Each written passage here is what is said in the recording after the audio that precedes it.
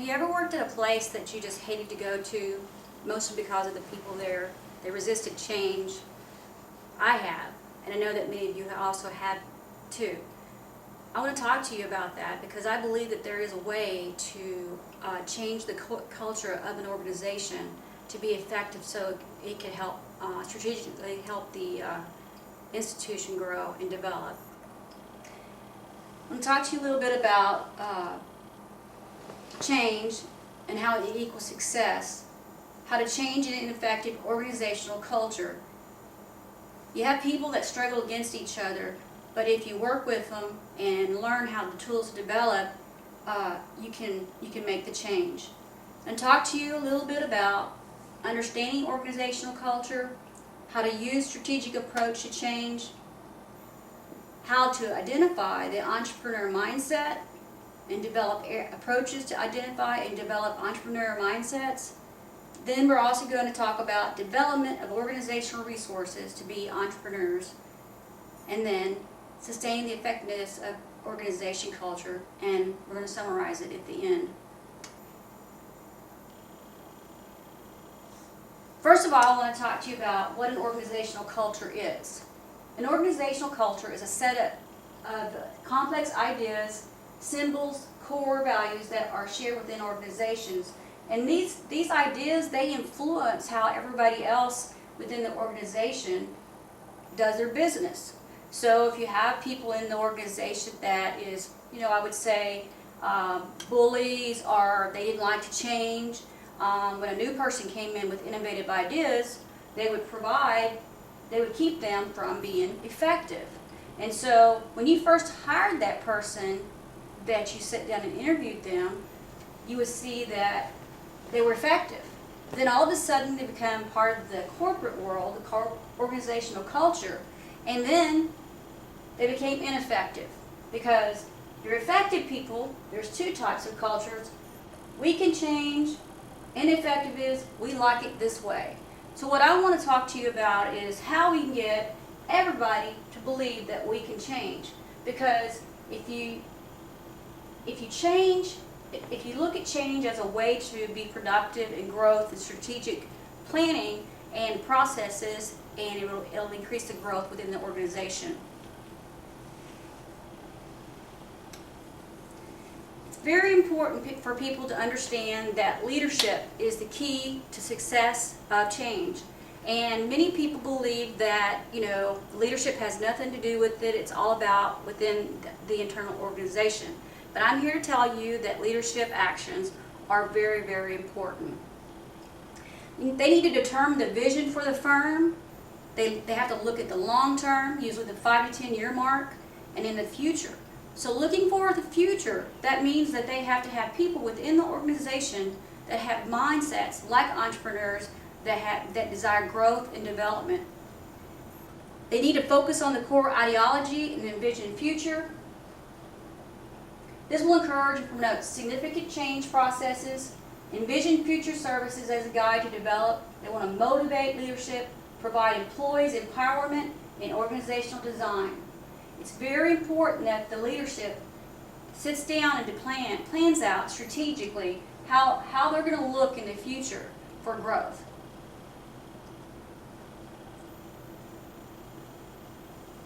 Now there's a strategic approach to change, and that approach is you need to establish that each organization has their own collection of very unique resources and capabilities. It's important that that leader determines what those resources are. If they are used correctly, they could establish a highly competitive and successful environment. So basically what I said is that if you think that you want to make money, what you're going to need to do is look within your resources, and human capital is a resource. And in many literatures that you can read, it talks about the organizational culture and the way people perform and what they believe in and their vision and values. What they believe in is what's going to be successful for your company. However, you got to make the mission of the company match the mission of the mission of the company blend to the organizational culture. A strategic approach will need to be determined to use in all aspects. This includes determining what the approach is, determining a solution, applying to a solution, and evaluating effectiveness. So, as you can probably see, develop this approach. How does a new leader identify this? Let's say I'm a new leader and I just came into an organization. The last leader got fired because he was no good, and at least they said he was no good. What it was is that he wasn't performing, and you had heard that this was a very tough group of people that he was over, and you thought, well, I'll go in there and I'll just make it work. Well, you get in there and you look at it and you're like, oh man, these are some really, hardcore people. They like to do the things the way that they do it. But what you have to do is you have to have a plan. How are you going to attack the situation? How does a leader identify the desired employees and provide guidance to those that have refused to change? They need to determine effectiveness of employees and train them. So first of all, your first step would be the leader will need to observe employees' practice and behaviors for about 2 weeks and document. It's important that you document, because when you start seeing trends, that'll let you know whether or not this is an effective employee or they're an ineffective employee. Step 2 would be have effective listening skills.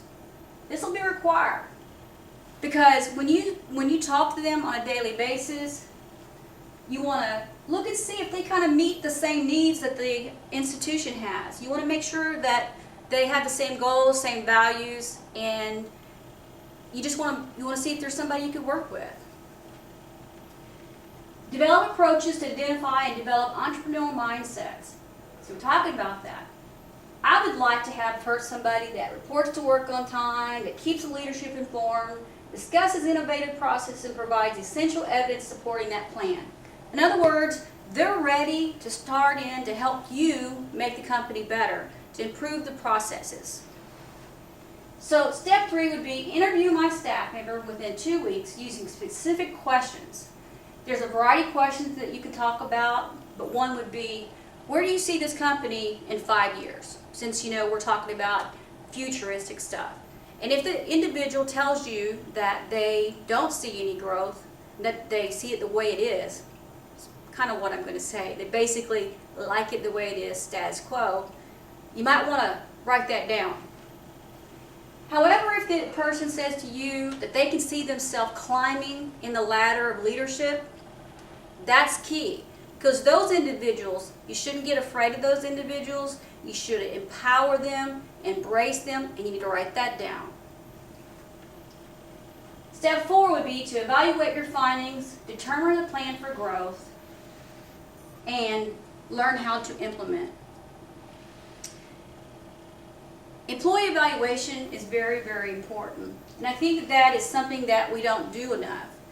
If you evaluate an employee, you need to make sure that you're fair and you're consistent and that you don't show favoritism. And it's just very important for morale and for growth and development. The effective employees, when you evaluate them, they're going to report to work on time, they're going to discuss innovative ideas, they're going to provide essential evidence supporting the plan. The most important key thing is that they're going to keep the leadership informed of when products are not functioning correctly, when things are not working, when something they see that's not doing right. They're going to tell you. The ineffective employee will never come and talk to you about what's going on unless it absolutely affects them personally. And you will know those people because everything sounds like they're whining, complaining, but they never have a solution to the problem. They never have a solution. So what I'm saying to you is, these ineffective employees, they won't keep you informed of corporate things or business things or things for the whole team. They're only going to come and tell you things that is affecting me. They're not team players. They spend most of the time on themselves and they protest change. Now this protesting of change is organizational culture.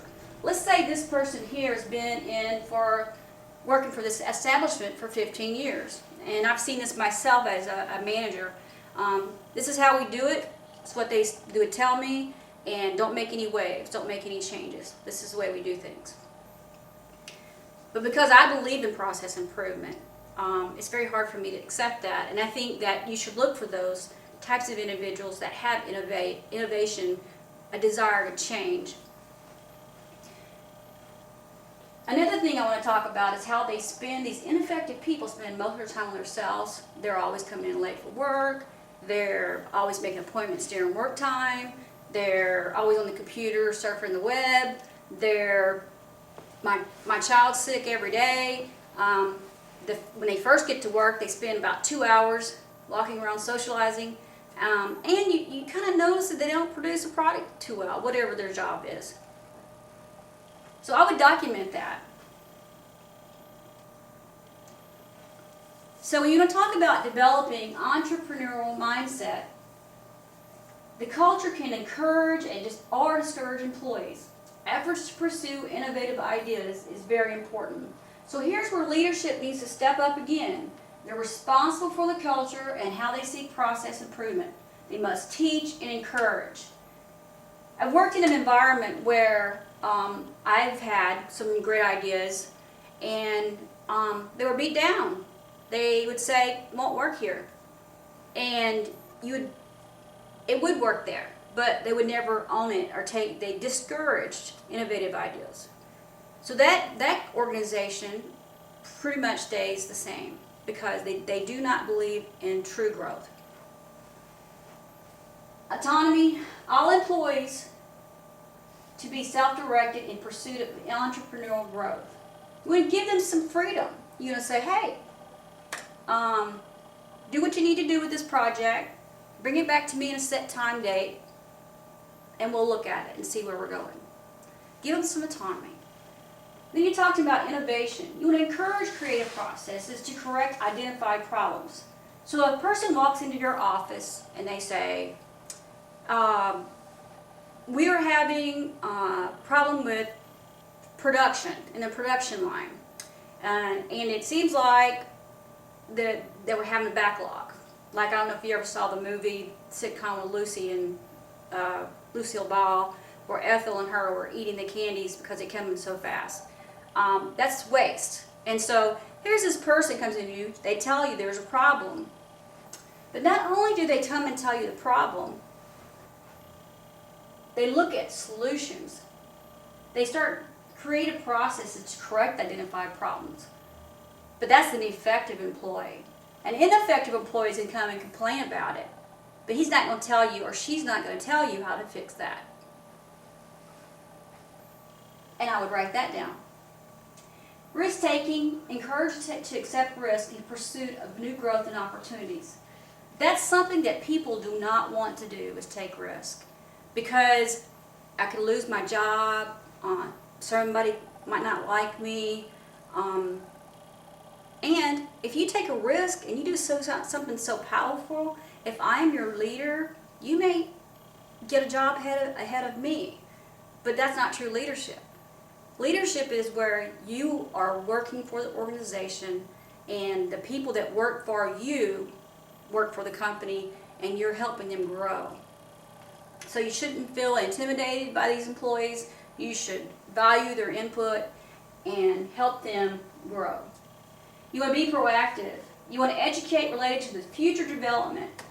So basically what that means is you want to have meetings with them. You want to talk to them about where we are, the way of the future, where we're going, what our concerns are. And basically see if you can pull some things out of them to help start thinking about, bring things to the table of if it's electronic engagement, or change should not be looked at as being something that's bad, because in our age it's something very good. Competitive assertiveness, the goal is to show how to be the best, seek the best, and reward for ideas. That's the thing right here. Competitiveness, assertiveness is, it's good, but it's bad. Because you want them to be a team to work on projects. But the owner of the project should be the one that gets the reward. Not all the members get all the credit. They get some credit for it. And that's why some people don't like to do things, because when they do a project, it appears that everybody on the organization or on the team that didn't do just a little bit, they all get the same credit. So what you want to make sure is that that person that was innovative and came up with the idea, the proposal, solution, they're the one that should get the most credit.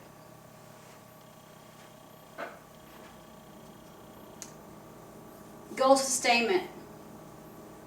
It's important that leaders embrace, empower, and employ toward innovation. They must train, encourage, motivate, guide, and reward. You have to be strong in this.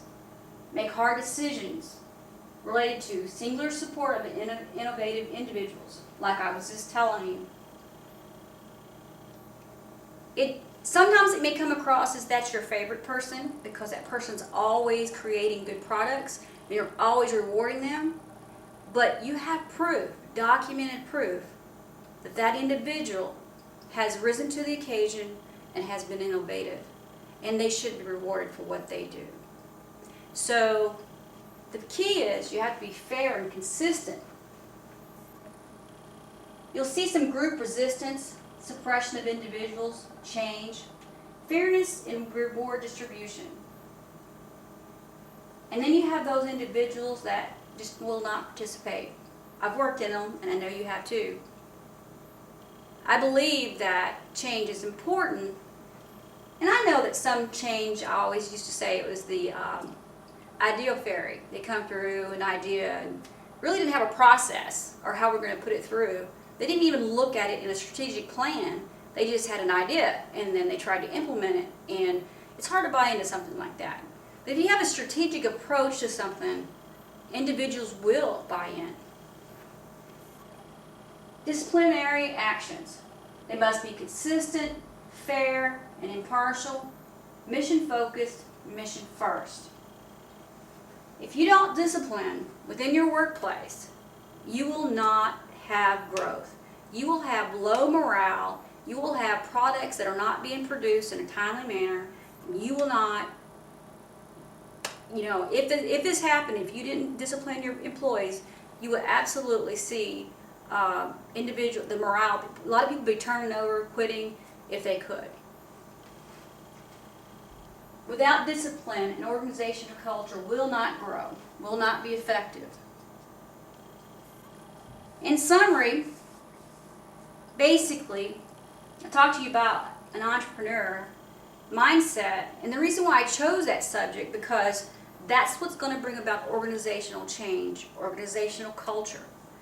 A leader can choose. It's all about the leader and what they determine to do.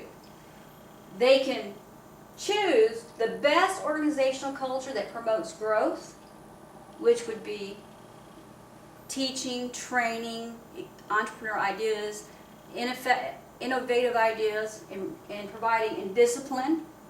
Or a leader can continue to enable the organization culture that has become rigid with no potential for growth to fail.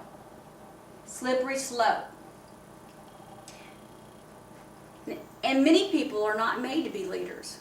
They're placed in jobs, or they get in jobs because they apply for it, but they don't have the tools.